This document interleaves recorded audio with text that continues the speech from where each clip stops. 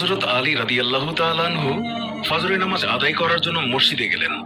এদিকে হযরত ফাতেমা রাদিয়াল্লাহু তাআলা আনহা অত্যন্ত জ্বর থাকা অবস্থায় ঘরের সমস্ত কাজ শেষ করেছেন।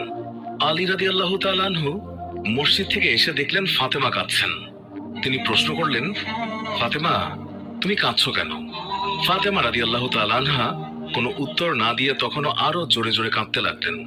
আলী রাদিয়াল্লাহু তাআলা আনহু কয়েকবার প্রশ্ন করার পর মা ফাতেমা কাঁদতে কাঁদতে বলল, আমি স্বপ্নের মধ্যে দেখেছি আমার আব্বাজান হযরত মুহাম্মদ সাল্লাল্লাহু আলাইহি ওয়াসাল্লাম আমার ঘরের মধ্যে ঢুকে কি যেন তালাশ করছেন।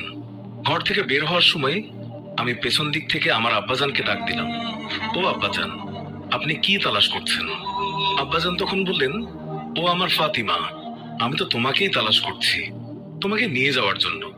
আরো বললেন, ও আমার ফাতেমা, আজকে তো তুমি রোজা রাখবে, সেহরি করবে আলীর দস্তরখানায়।